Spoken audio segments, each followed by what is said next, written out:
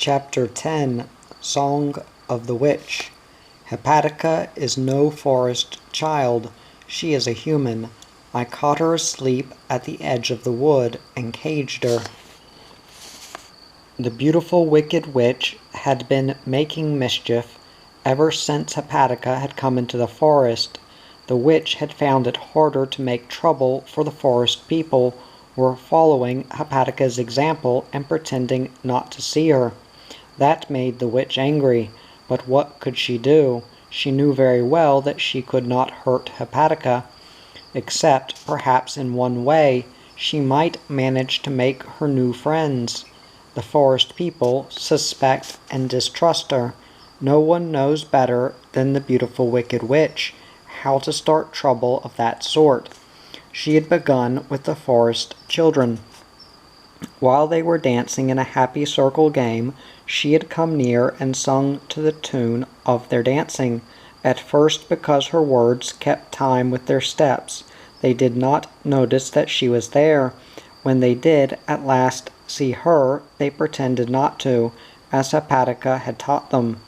They went on dancing, never looking at her, and she went on singing the words over and over to the rhyme of their steps, until they knew them quite by heart.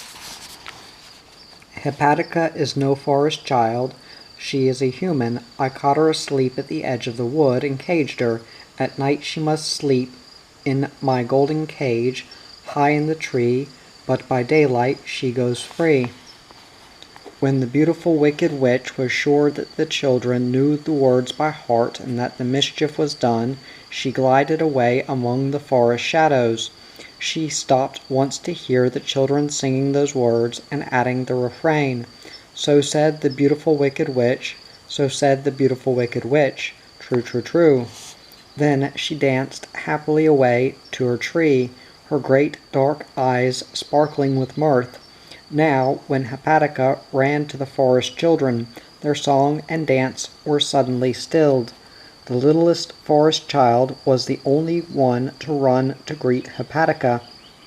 He alone had not been bewitched by the witch's lying words. "What is the matter with the others?" she asked him. "Why did they stop singing just when I came?" The oldest one answered, "We stopped singing because you came. Why didn't you tell us that you slept in the witch's cage?" "I don't know what you mean," cried Hepatica, very much troubled by the words, but more troubled by the frightened little faces of her friends.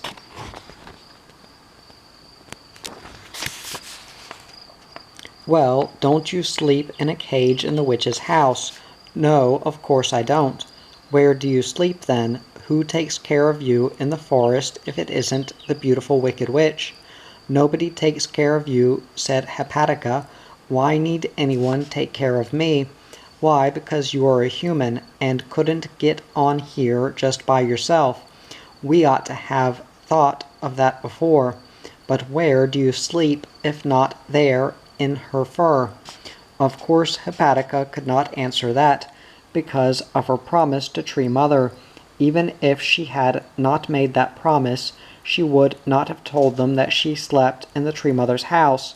How could she expect them to believe that? So she was silent. The oldest child went on. "You see, you can't say anything. You know very well that it's true. And you know very well, too, that if you didn't like the horrid cage, you could run away out of the forest any minute. She says herself that, by daylight, you go free, but you like it. I wonder what Cloud will say when we tell him." "Oh, I can't tell you where I do sleep," cried Hepatica, "because I promised Tree Mother I wouldn't, so there." "Oh, oh, oh," cried all the children at once. "Why, we ourselves haven't seen Tree Mother for a long while. How could a human like you?" "But I have seen her, and very near too." At that the children only laughed. As they had said, they themselves had not seen Tree Mother for a very long time, and even when they had seen her so long ago, they had never been quite sure that they had not just dreamed it. Of course, they knew that she was in the forest somewhere, and would help them in trouble and in happiness, but seeing her, well, that was different. No two children had ever described her the same way, so how could they help laughing to hear Hepatica speak of seeing her just as she might speak of seeing any ordinary forest person? Hepatica was more hurt by their unbelieving laughter than by their words. She turned and walked away from them among the trees. The littlest forest child ran after her and slipped his chubby hand into hers. "I didn't believe a word the beautiful wicked witch said," he cried, "and I know that you have seen Tree Mother too, for we saw her together once. I can't just remember about it, but I know." Hepatica stopped to hug and kiss him. "Run back to the others," she said then, "and don't tell them that you know, for they would only laugh. But can't I go with you?" "No, not now. I will play with you tomorrow, though." So the littlest forest child went back to playing with the others, and Hepatica went on alone into the deeper shadows of the forest. Down by the brook she found some blue harebells and shining Indian pipes, and crowned herself with a skillfully woven wreath. Then she dipped her feet in the brook and wondered where she might find Cloud. Would he believe that witches lie? And would the tree girl believe it? Was Hepatica to be as lonely in the forest after all as she had been in the world? Cloud did hear the story from the oldest forest child. He laughed at it scornfully, but in spite of that he had gone away much troubled. He was hunting for Hepatica now, but he did not find her, and wandered away to the tree man's house. The forest children had been there before him, and the tree girl looked as though she had been crying. But the tree man was as kindly and calm as ever. He was speaking as Cloud came up. "Don't spread this story in the forest. How can you expect truth from the beautiful wicked witch? Hepatica is a human, of course, and we all knew that. Yet her eyes are very clear, and we have taken her for a friend. Until the witch can prove her words, do not let me hear you speak of them again." How glad Cloud was to hear the tree man speak so, for he knew that he was the wisest forest person of all. He was turning away reassured, when Hepatica suddenly came walking up the path. At sight of her, even the tree man uttered an exclamation. Cloud stood stock still, shocked, for all unknowingly she had made herself a wreath exactly like the one that Tree Mother most often wore, and this, with her sky-blue frock, made her look a little like Tree Mother. Hepatica came up slowly, because for the first time in the forest she was not sure of her welcome. The forest children stared at her, round-eyed and silent. The tree girl, in spite of all her kindness and motherliness of heart, could not quite manage to greet the little human with a smile. For if Hepatica did like her cage well enough to return to it every night, how could the free, happy tree girl be her friend? She belonged to the witch then, and not them. And why, oh why, did she make herself a crown like Tree Mother's? Wasn't pretending that she had seen Tree Mother enough without wearing her crown, but though the tree girl could not smile at Hepatica, she looked at her with grave, kind wonder. Cloud, her comrade, went up to her. "Let's go and swim in the brook," he said. "I saw some white, smooth stones with yellow rings around them in the pool this morning. We can dive for them." He had taught Hepatica long ago how to swim. She was so pleased with the idea of diving in the cool, golden pool for pretty stones that she ran away with him towards the brook, and forgot the tree girl's grave look. Now Cloud had only meant to get her away from the others, to warn her that she was wearing Tree Mother's crown, but all the way to the brook,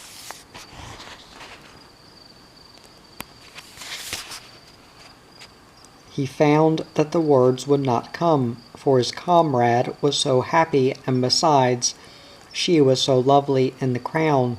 The Indian pipes glistened in sunlight on her forehead like something magical, and the harebells were like Hepaticas' very self. Why shouldn't she wear the crown? So they dived for the white pebbles in the pool and swam down the brook. They were happy and carefree all the afternoon, and when the soft shadow of night settled among the trees, they chased the fireflies with laughter. At last, Hepatica was sleepy and told Cloud that she must go home. "Where is your home?" he asked quickly. "Tell me, Hepatica, for I will believe you." But Hepatica was silent, walking by his side in the dark. Then he hung his head and sulked and was uneasy again. She slipped away from him near the Treeman's house, and sought Tree Mother's stairs alone in the velvet, sweet-smelling dark. But he did not sulk long. Just before falling to sleep up near the stars in his high tree-top, his last thought was, "It is very strange, and I don't understand, but I will remember what Hepatica said that day the farmer caught her in his hay. Not understanding isn't a reason for not believing." Chapter 11. The Red Maple. Hepatica would have been lonely now if it had not been for Cloud. The forest children, the blue water children, and all the forest people were as kind to her as ever, for they were obedient to the Tree Man. But kindness is not comradeship. They no longer thought of her as one of themselves, but always remembered that she was a human who pretended to have seen their beloved Tree Mother, a thing that surely no human had ever managed.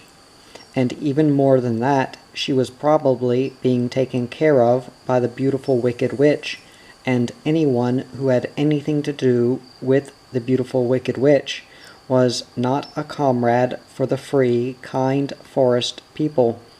So they thought in their hearts, but they remembered the Tree Man's command, and said nothing, even to one another. But Hepatica hardly had a chance to notice the change in their feeling for her, for Cloud had almost forsaken the other wind creatures to spend his time with her.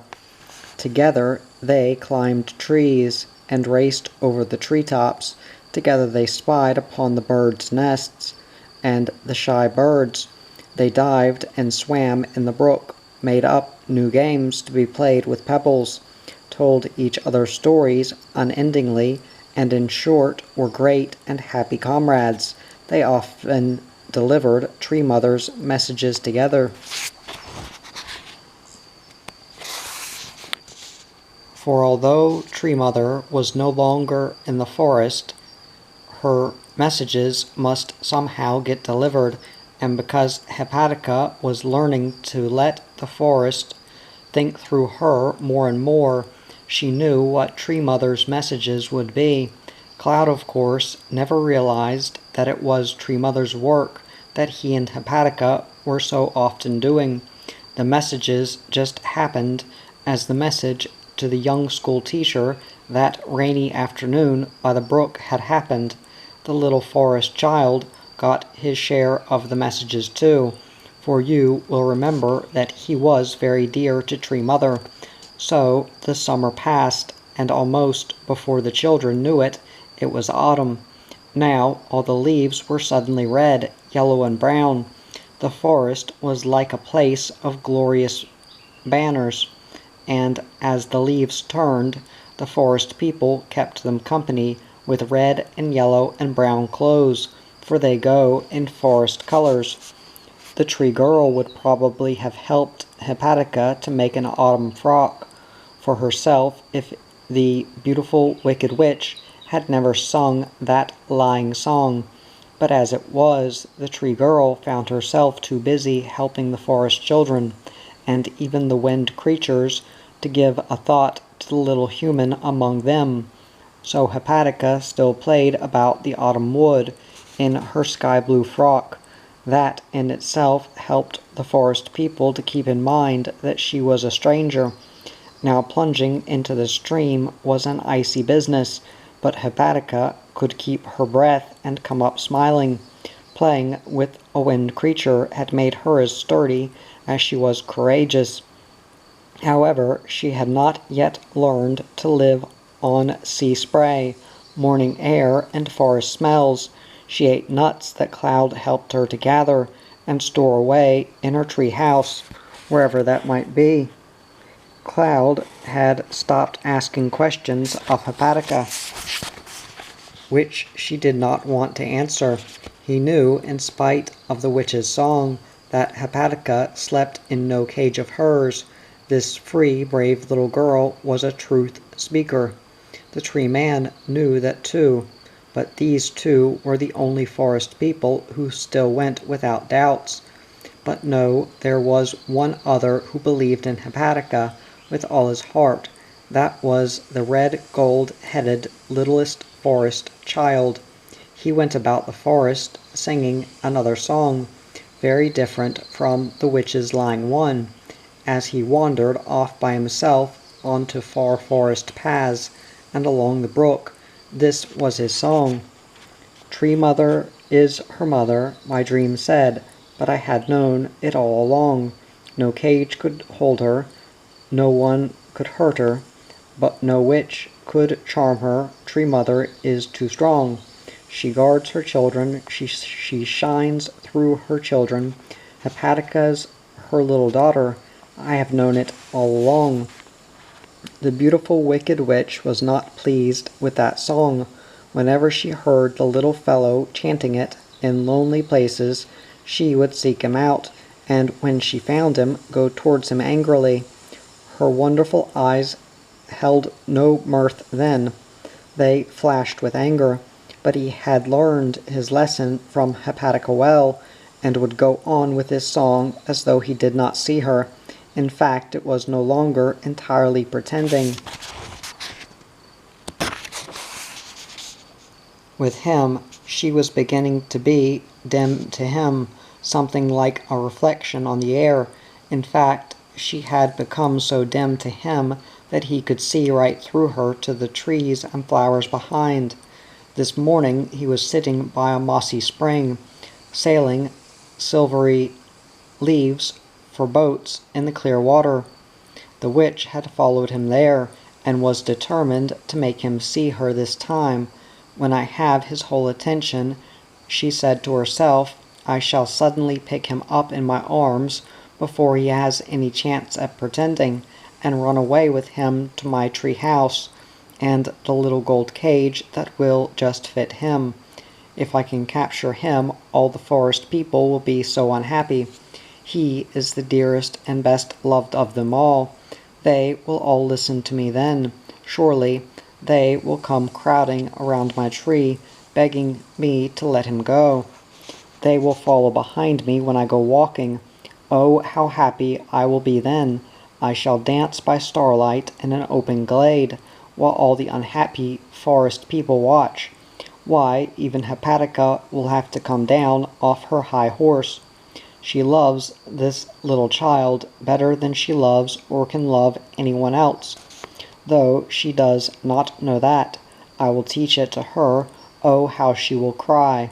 Thinking these unpleasant thoughts, the witch came dancing up to the little boy, sailing his silvery leaves with a merry face. I'll catch this little human herself then, she went on, thinking, and then I may come into my own in the world as well as in the forest. They'll have to look at me then. So thinking, she stole right up behind the littlest forest child, who had never stopped playing with his boats, and put her hands over his eyes. Who is it? She asked, laughing.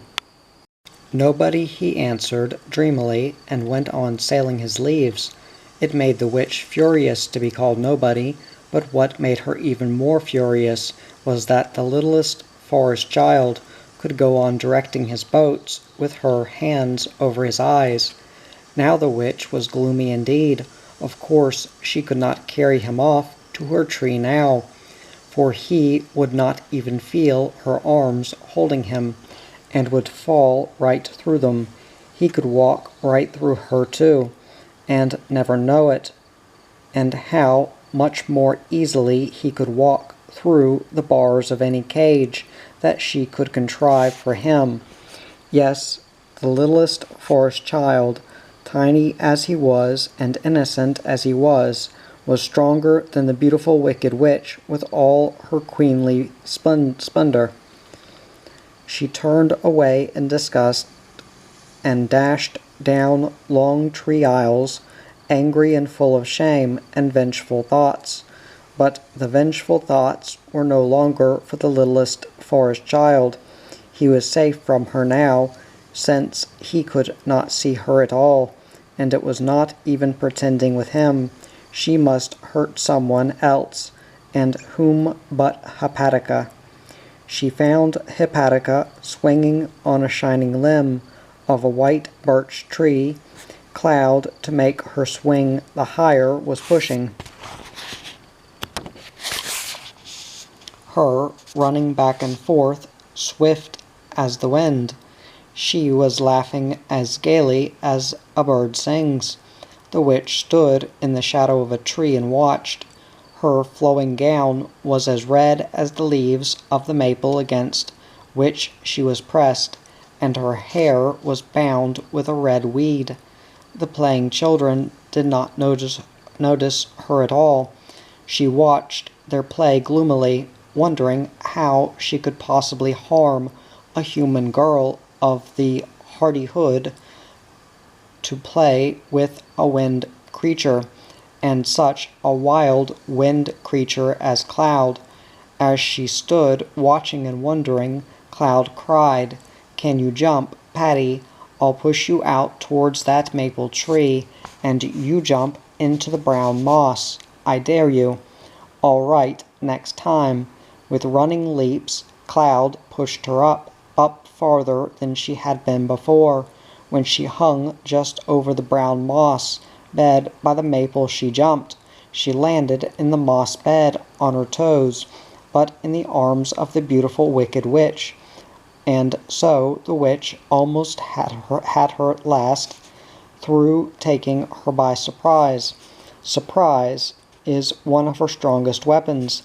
Now Hepatica's eyes were quiet as well as clear. Hepatica was brave, quick, true, but more than all this, she had quietness, and it was that quietness that saved her now.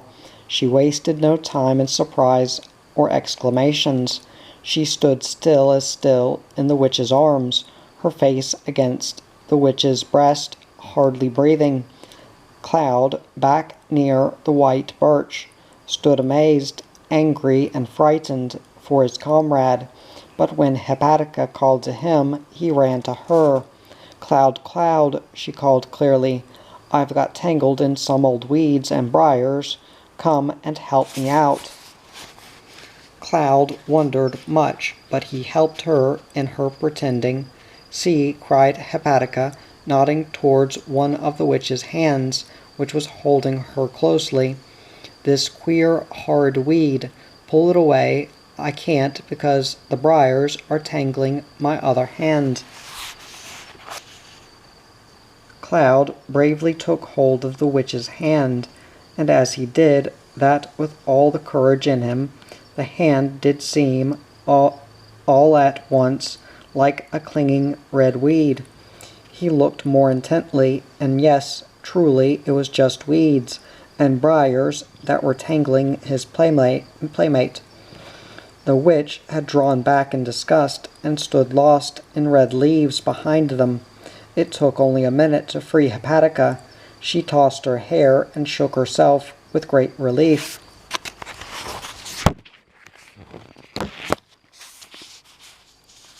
Well, she's gone.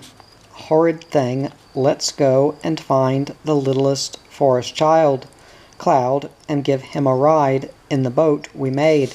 How he will love it. Cloud was glad enough to leave the red maple and the swing that had been so much fun only a few minutes ago.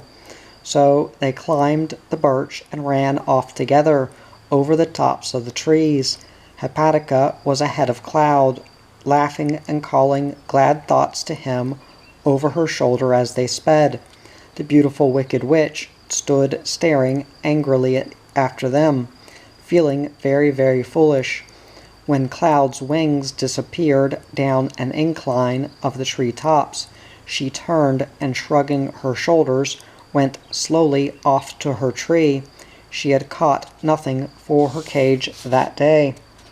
As for Hepatica and Cloud, they found the littlest forest child easily enough, for he came towards them down under the trees, singing his song cheerily. "Tree Mother is her mother," my dream said, but I had known it all along. No cage could hold her, no one could hurt her, no witch could charm her. Tree Mother is too strong. She guards her children, she shines through her children. Hepatica's her little daughter, I have known it all along. Chapter 12. The Sandals. One morning Hepatica woke to find a fluffy snowbank on the floor of her sky house. Light no longer glinting through the branches, for the snow had covered all. When she looked down from the window, she saw, to her delight, that all the treetops of the forest were capped with feathery flakes, and it was still snowing. Her head, thrust out of the window, was powdered in a minute. She caught a glimpse of Cloud's purple wings through the softly falling flakes. He was hunting and calling her over the treetops, but the snowy air was chill on her bare arms and legs. Her sky-blue dress was too thin for a winter day like this. What should she do? Hepatica looked about her in the sky house. There was only the blue robe that covered the bed. She knew very well that Tree Mother would not want her to go cold, and so she would be careful of the robe not to lose it. She tried it upon her shoulders. It fell down below her knees in soft folds. And how warm it was! It was warm like the sun and like summer breezes. Now the chill air did not bother Hepatica at all. She was as warmly clad as a rich city child in her furs. Out of the window and down into the treetops she jumped.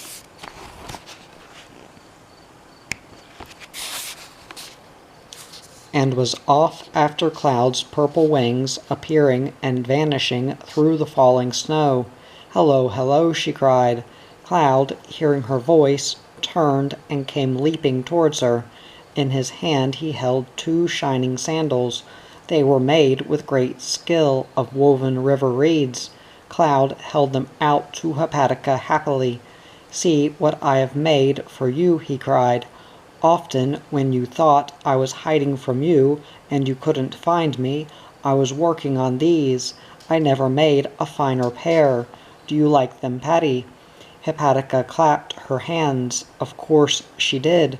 Perhaps no other little girl in all the world had ever had so wonderful a pair of sandals. "I wanted the tree girl to make you a cloak, but she was so busy helping the forest children with theirs that—" Cloud interrupted himself to stare in amazement at Hepatica's sky-blue robe. He had only just noticed it. "Why, Patty," he cried, "that is Tree Mother's cloak.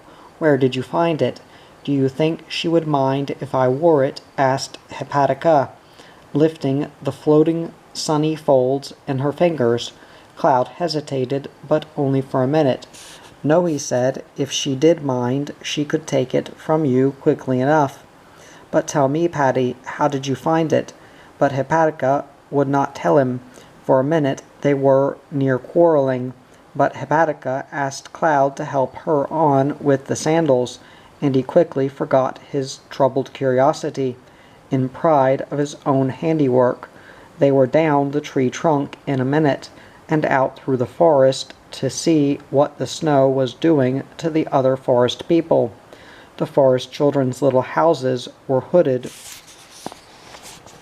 with soft banks of snow, and that is a good thing, said Cloud. They will be warm all winter now.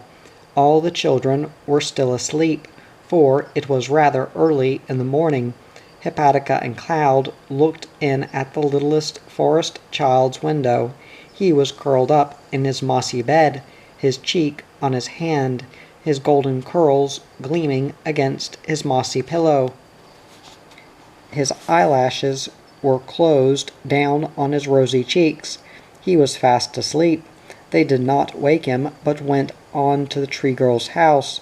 She, being a good little housekeeper, was already up and sweeping the snow from her doorstep. She was all in white, even to her pretty sandals. On her head was a little glistening cap that looked like frost, and through which her brown hair still shone like a forest brook. She welcomed Hepatica and Cloud, and, always hospitable, asked them to breakfast.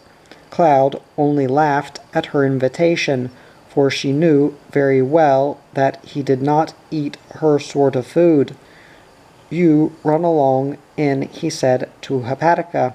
Drink all the warm milk you like. I'll wait for you here. So Hepatica went in with the tree girl, for the cold air had made her very hungry.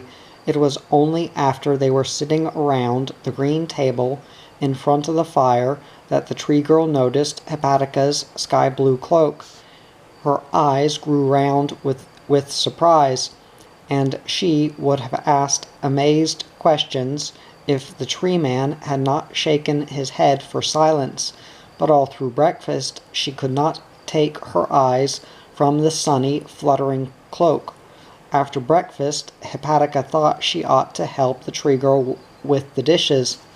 When Cloud, looking in at the window, saw her doing that, he lost patience, and sped away to join the other wind creatures in another part of the forest. When the dishes were done and the charming room set in order, the tree man looked up from his work and said, Now, if you will stay, Hepatica, I will show you how to make a doll out of this little stick. You will find that it is not difficult. But Hepatica shook her head. Cloud is waiting for me, she said, and I mustn't disappoint him. It is truly wonderful that Cloud, of all the forest people, is your comrade, said the tree girl thoughtfully. Aren't you just the least little bit proud, Hepatica? Hepatica is glad of Cloud's friendship, but not proud, the tree man answered for her. Run along, little human, to your wonderful friend. Hepatica smiled at him, and drawing her blue cloak about her shoulders, ran out into the forest. But where was Cloud? She looked all about and went calling him along the forest paths, until she came to the forest children's village.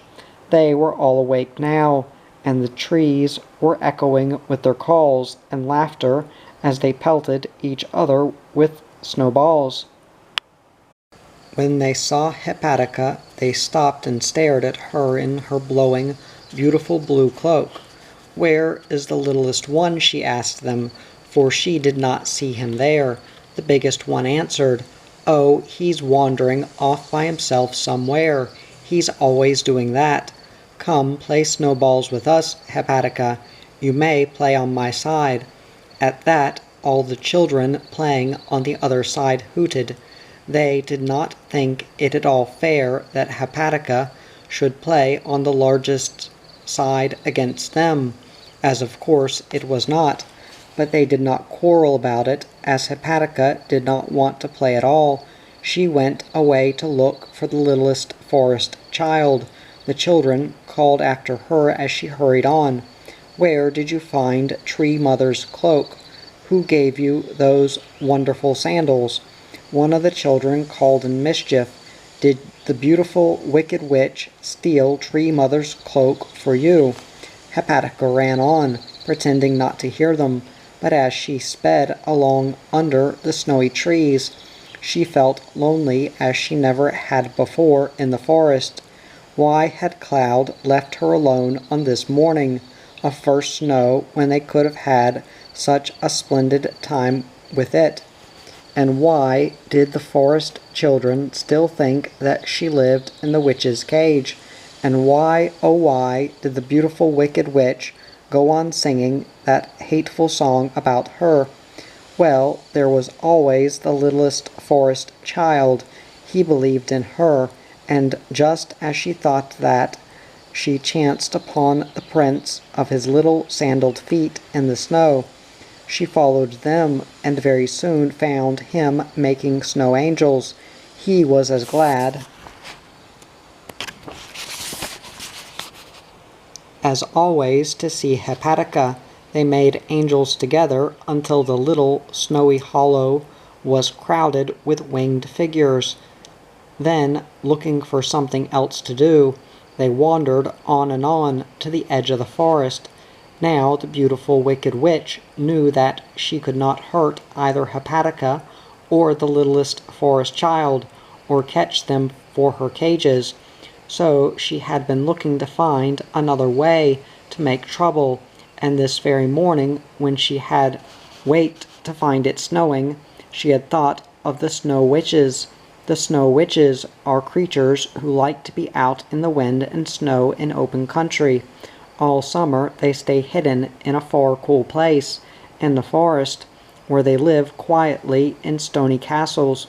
But with the first snowstorm they are up and away to the open places.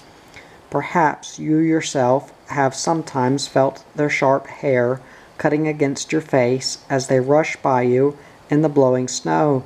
They mean no harm, they only want to dance in circles and run with great speed, but even so they are not pleasant to meet with, because they never turn out the way for you. They blunder right into you, and when they find they can't sweep right through you, they end up by trying to make you whirl in the wind in the wild dance with them. And they are very mischievous. It was of this mischievousness that the beautiful wicked witch was thinking when she went out to the open fields this first snowy morning to find them.